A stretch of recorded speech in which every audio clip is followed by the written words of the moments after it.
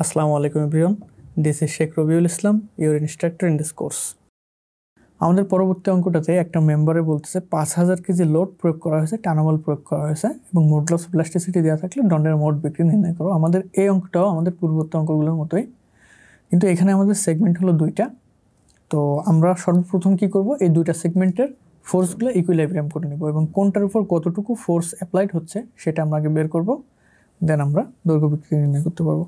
তাহলে আমরা প্রথমেই দেখি, যেহেতু এইটাতে আমাদের দুইটা সেগমেন্টের কোনোটাই ফিক্সড নয়, সুতরাং আমরা যে কোনো এক সাইড থেকে শুরু করতে পারি। আমরা রাইট সাইড থেকে শুরু করলাম, আমরা এই সেগমেন্টটাকে 1 নম্বর এবং এই সেগমেন্টটাকে 2 নম্বর মার্কিং করে নিলাম। তাহলে আমাদের 1 নম্বর সেগমেন্টে আমরা দেখতে পাচ্ছি ডান দিকে 5000 কেজি বল অ্যাপ্লাই করা হয়েছে, 5000 কেজি। তাহলে এই 5000 কেজি কি ইকুইলিব্রিয়াম করতে আমাদের বাম প্রান্তে ঠিক একই পরিমাণ বল অপোজিট ডিরেকশনে অ্যাপ্লাই করতে হবে, যার কারণে আমরা এই দিকেও 5000 কেজি বল অ্যাপ্লাই করলাম।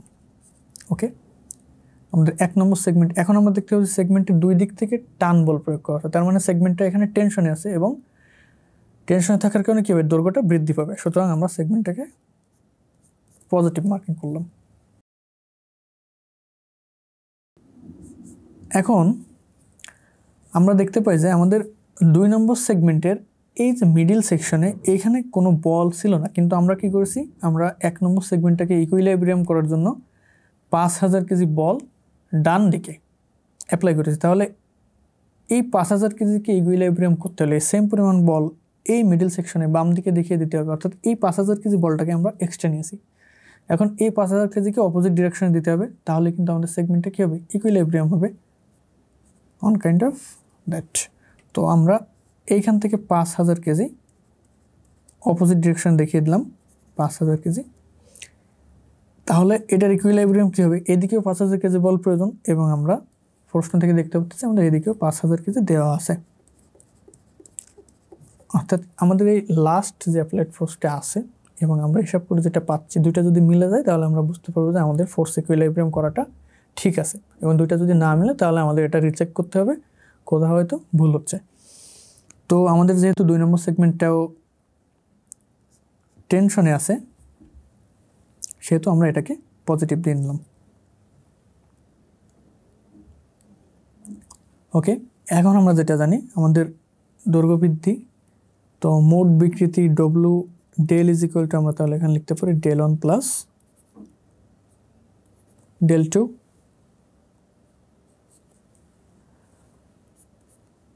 তাহলে ডেল সমান আমরা জানি PL বাই AE। এখানে আমাদের এলটা ডিফারেন্ট এবং পিটা দুইটা সেগমেন্টের জন্য আমরা একই পেয়েছি, সুতরাং পিটা এবং ইটা আমাদের একই এবং এল আর এটা ডিফারেন্ট। del 2টা আমরা কি লিখতে পারি, PL2 বাই A2E। তাহলে এখান থেকে আমরা যদি পি এবং ইকে কমন নিয়ে বাইরে বের করে নিই, পি বাই ই, তাহলে আমাদের সেগমেন্টের ভিতরে থাকতেছে L1 by A1 plus L2 by E2। এখন আমরা যদি ভ্যালুগুলো এখানে পুট করি তাহলে আমরা পি এর মানটা আমাদের গিভেন, সেটা হচ্ছে আমরা পি এর মানটা যেটা বের করছি 5000 কেজি এবং ই এর মানটা দেওয়া আছে 2 × 10⁶, আর L1টা আমরা এই যে ফিগার থেকে দেখতে পাচ্ছি 2 মিটার অ্যান্ড L2 হচ্ছে 4 মিটার। তো যেহেতু এখানে আমাদের ই এর মানটা আমরা ইউজ করতেছি কেজি পার সেন্টিমিটার স্কোয়ার, সুতরাং আমরা এল এর মানটাও সেন্টিমিটার ইউজ করবো। সুতরাং L1 যদি 2 মিটার হয়, 2 মিটার মানে এর সাথে আমরা 1000 গুণ দিয়ে দিলাম, তাহলে এটা আমাদের সেন্টিমিটারে চলে আসলো এবং এ এর মানটা π/4। যেহেতু এটা কি একটা সিলিন্ড্রিক্যাল সেকশন, তো এখানে এটা ডায়ামিটার দিয়ে আছে 3 সেন্টিমিটার, তাহলে আমাদের π/4 d স্কোয়ার প্লাস আমাদের L2 যেটা 4 মিটার, তো 4 × 100 ভাগ এটা আসতেছে 5/4 × 6 স্কোয়ার। আমরা যদি ভ্যালুগুলো ক্যালকুলেটরে বসিয়ে ক্যালকুলেশন করি তাহলে আমাদের মান আসবে 0.1061 সেন্টিমিটার। যেহেতু আমরা সব সেন্টিমিটার ব্যবহার করেছিলাম, তাহলে আমাদের ভ্যালুটা আসবে সেন্টিমিটার। অর্থাৎ আমরা এই দণ্ডটার মোট দৈর্ঘ্য বৃদ্ধির পরিমাণ পেয়ে গেলাম 0.1061 সেন্টিমিটার। এটা আমাদের অ্যান্সার। আশা করি আমরা সবাই অঙ্কটি বুঝতে পেরেছি। ঠিক আছে, এখন আমরা চলে যাব আমাদের পরবর্তী অঙ্কে। আমাদের পরবর্তী অঙ্কে একটা দণ্ড দেওয়া আছে যেটার এক প্রান্ত ফিক্সড করা আছে এবং এক প্রান্ত ফিক্সড করে রেখে উপর প্রান্ত থেকে ফোর্স অ্যাপ্লাই করা হচ্ছে। তো এখানে বলতেছে যে 2, 4 ও 8 সেন্টিমিটার ব্যাসের একটি খাড়া দণ্ডের উপর 8000 কেজি চাপা বল প্রয়োগ করলে মোট দৈর্ঘ্য হ্রাসের পরিমাণ নির্ণয় করতে হবে। ওকে, আমাদের এখানে ফিগারটাতে একটু মিসকনসেপশন হয়েছে, যেটা হচ্ছে আমাদের এখানে ফোর্সের ডিরেকশনটা হবে নিচের দিকে, যেহেতু চাপা বল প্রয়োগ করতেছে নিচ প্রান্ত আবদ্ধ করে উপর থেকে বল নিচের দিকে প্রয়োগ করতেছে। ওকে, তো ফোর্সের ডিরেকশনটা হবে নিচের দিকে। তাহলে আমাদেরকে মোট দৈর্ঘ্য হ্রাসের পরিমাণ নির্ণয় করতে হবে। তো সিম্পল, আগের অঙ্কগুলো আমরা যে প্রসেসে করে এসেছি একই প্রসেসে অঙ্কটাও করব। তাহলে প্রথমে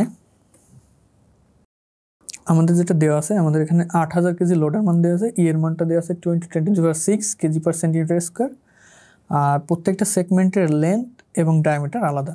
সুতরাং এখানে যেহেতু দৈর্ঘ্য হ্রাসের কথা বলে দেওয়া আছে, সুতরাং আমরা আর 3টা সেগমেন্টে যেহেতু দৈর্ঘ্য হ্রাস পাচ্ছে, আমরা 3টা সেগমেন্টের চেঞ্জটাই যোগ করে শেষে লিখে দিব মোট দৈর্ঘ্য হ্রাসের পরিমাণ এত।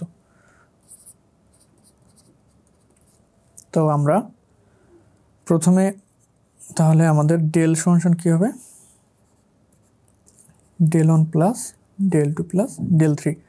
যেহেতু আমরা দৈর্ঘ্য হ্রাসের পরিমাণ বের করতেছি এবং প্রশ্নেই বলে দিচ্ছে দৈর্ঘ্য হ্রাসের পরিমাণ বের করা, সুতরাং এখানে আমাদের নেগেটিভ সাইন ইউজ করার কোনো প্রয়োজন হবে না। তাহলে আমরা যেটা জানি del is equal to PL/AE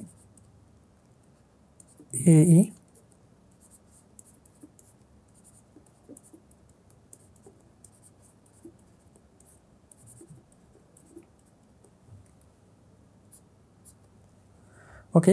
তো আমরা অ্যাজ ইউজুয়াল আমাদের পি এবং ইটা যেহেতু কনস্ট্যান্ট, আমরা দুইটাকে কমন নিয়ে বাইরে রাখতে পারি।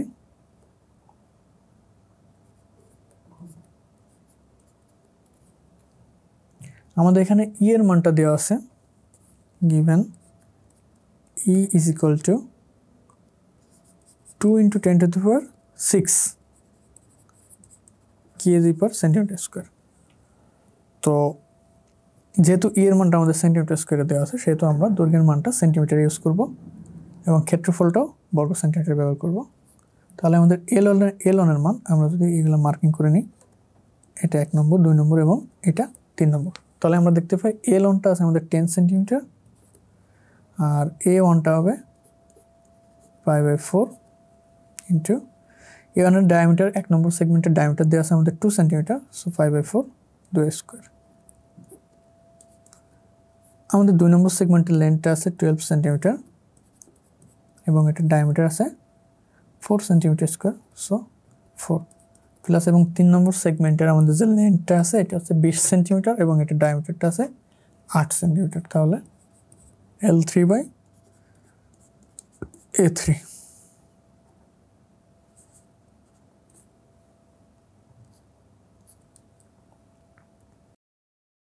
এখন আমরা পি এবং ই এর মানগুলো এখানে বসিয়ে দিব। পি এর মানটা আছে 8000 কেজি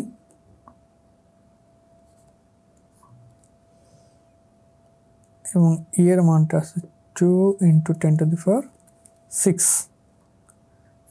পাশাপাশি আমরা π/4টাকে সবগুলোর ভিতর থেকে কমন নিয়ে নিলাম হিসাবের সুবিধার্থে, 5/4, তাহলে 10/2 স্কোয়ার প্লাস 12 আর হচ্ছে 4 স্কোয়ার প্লাস 20/8 স্কোয়ার। এখন আমরা যদি এই ভ্যালুগুলো ক্যালকুলেটরে বসিয়ে ক্যালকুলেশন করি, তাহলে আমরা পাবো 0.018 সেন্টিমিটার। অতএব আমাদের মোট দৈর্ঘ্য হ্রাসের পরিমাণ 0.018 সেন্টিমিটার, এটা আমাদের অ্যান্সার। তো আশা করি আমরা সবাই বুঝতে পারছি। এখন আমরা পরবর্তী অঙ্কে চলে যাবো। এখানে আমাদের যে প্রবলেমটা আছে এই প্রবলেমটা একটু ডিফারেন্ট। আমরা যখন সূত্রগুলো আলোচনা করছিলাম তখন আমরা লাস্টের দিকে দুইটা ডিফারেন্ট সূত্র দেখছিলাম, যে একসাথে যদি আমাদের কম্পোজিট সেকশন থাকে, দ্যাট মিনস স্টিল এবং কংক্রিট দুইটা সেকশন যদি একসাথে থাকে এবং তার উপর একসাথে লোড আসে, তখন সেক্ষেত্রে আমাদের পীড়ন নির্ণয়ের সূত্রগুলো একটু ডিফারেন্ট হয়। তো আমাদের এখানে অঙ্কটাতে দেওয়া আছে 25 বর্গ সেন্টিমিটার একটা কংক্রিট কলামে 4টা 25 মিলি বেশি ইস্পাত দণ্ড আছে, অর্থাৎ মাইল্ড স্টিল রড আছে।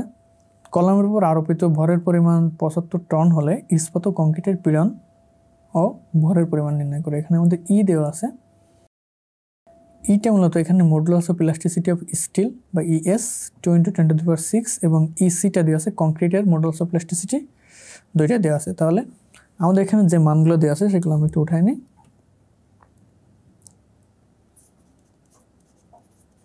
আমাদের প্রথমে দেওয়া আছে ES 2 × 10⁶ KG per centimetre square, এবং ইসি এর মানটা দেওয়া আছে আমাদের 1.4 × 10⁶ কেজি পার সেন্টিমিটার স্কোয়ার। ওকে,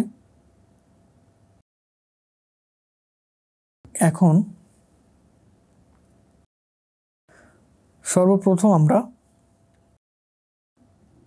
এই কলামের গ্রস এরিয়া, স্টিলের এরিয়া এবং কংক্রিটের এরিয়াটা সেপারেটলি বের করে নিব।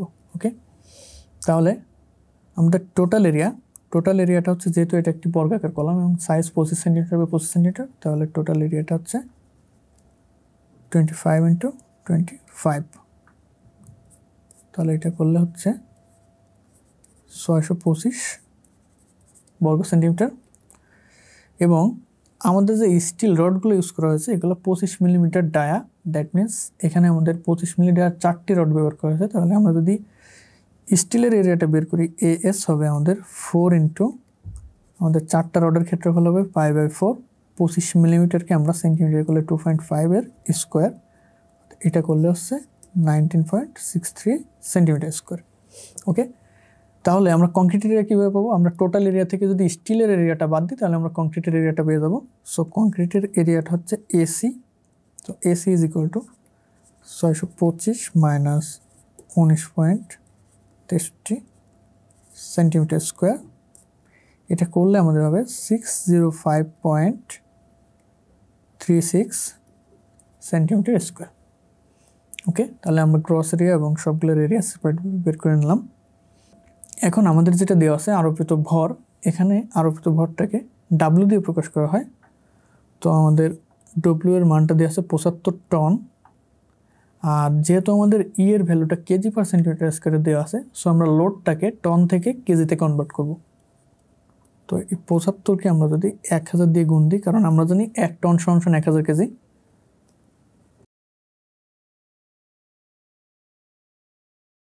সো এটা হবে 75,000 কেজি। নাও আমরা যে ফর্মুলা দুইটা জানি, আমরা জানি স্টিলের stress SS is equal to WES by ASES plus AC EC। তাহলে আমরা ভ্যালুগুলো পুট করি। আমাদের এখানে ডব্লিউ এর মানটা হচ্ছে 75,000, আমাদের ES এর মানটা হচ্ছে 2 × 10⁶, এবং AS যেটা আমরা পেয়েছি স্টিল এরিয়া 19.63, ESটা 2 × 10⁶, AS প্লাস AC। তো আমাদের AC এর মানটা হলো 605.36 ইন্টু ইসিটা হচ্ছে 1.4 × 10⁶। তো আমরা যদি এটা ক্যালকুলেটরে বসিয়ে ক্যালকুলেশন করি তাহলে আমাদের ভ্যালুটা আসবে 169.17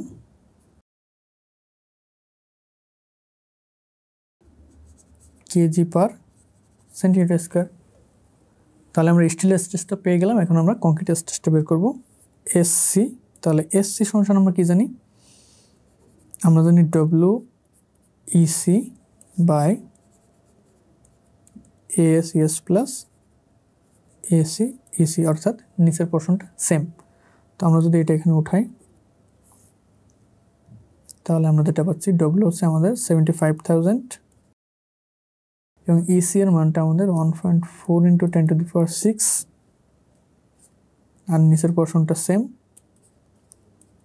ASES plus ACEC 60536 into 1.4 into 10⁶। ওকে, সো এটাকে যদি আমরা ক্যালকুলেটারে বসে ক্যালকুলেশন করি তাহলে আমরা ভ্যালুটা পাবো 118.24। আর যেহেতু এটা স্ট্রেস, এটা ইউনিট হবে kg/cm²। ওকে, সো আমরা ফর্মুলা দিয়ে আলাদা আলাদাভাবে স্টিল এবং কংক্রিটের স্ট্রেস দুইটা বের করলাম। এখন দ্বিতীয় যে অংশটা সেটা হচ্ছে ইস্পাত ও কংক্রিটের পীড়নের পর ভরের পরিমাণ নির্ণয় করতে হবে। তো এখানে ভর বলতে মূলত লোডটা বোঝানো হয়েছে, তাহলে কে কতটুকু লোড নিচ্ছে এটা আমাদের নির্ণয় করতে হবে। তো আমরা কি জানি, আমরা যেটা জানি stress S is equal to আমরা জানি P/A। তো আমাদের load P is equal two আসবে S এ। আর এখানে আমাদের যেহেতু দুইটা সেগমেন্ট স্টিল এবং কংক্রিট, তাহলে আমাদের টোটাল লোড আমাদের F ইজ ইকুয়াল টু আসবে FS প্লাস FC। তো FSকে আমরা লিখতে পারি, যেহেতু আমরা আমাদের যেহেতু F বা P is equal two S এ, তাহলে S ইন্টু আমাদের AS প্লাস FCটা হচ্ছে AC। সবগুলো ভ্যালুই আমাদের জানা আছে, আমরা শুধু বসিয়ে দিয়ে ক্যালকুলেশন করলেই মানগুলো চলে আসবে। তো আমরা SS যেটা পেয়েছি 169.17 ইন্টু ASটা আমরা পেয়েছিলাম স্টিলের এটা 625 প্লাস AC আমাদের SCটা পেয়েছিলাম 118.24 ইন্টু আমাদের ACটা হলো 605.36 কেজি। আচ্ছা, এখানে আমাদের ইস্পাত ও কংক্রিটের ভরটা আমরা আলাদা আলাদাভাবে ক্যালকুলেশন করতে পারি। তো এটাকে আমরা যদি ক্যালকুলেশন করি এখন, তাহলে আমরা পাচ্ছি এই সেগমেন্টটার মান পাবো আমরা 3321.65 প্লাস কংক্রিটেরটা পাবো আমরা 72,161 কেজি। আমরা দুইটা সেগমেন্টের যে ভর, আমরা দুইটা ভরের পরিমাণ যদি আলাদা আলাদাভাবে দেখিয়ে দিই তাহলে ভালো হয়। যেহেতু আমাদের প্রশ্নে দুইটার ভর আলাদা চেয়েছে, তো আমরা এটাকে আলাদা আলাদা দেখাবো। তো সেম এজ আমাদের যেটা, আমরা এটাকে ডাব্লিউ দিয়ে প্রকাশ করতে পারি। যেহেতু আমাদের ভরটা এখানে এই অঙ্কগুলোর ক্ষেত্রে এই ফর্মুলাতে আমরা P/F এর জায়গাতে ডাব্লিউ ইউজ করি, সুতরাং আমরা WS ইকুয়াল বলতে পারি SS ইন্টু AS এত কেজি, এবং এটা আমাদের WC বা কংক্রিটটা আমরা বলতে পারি SC ইন্টু AC, এবং সেটার ভ্যালু হলো এত কেজি। সুতরাং এগুলো আমাদের অ্যান্সার হয়ে গেল।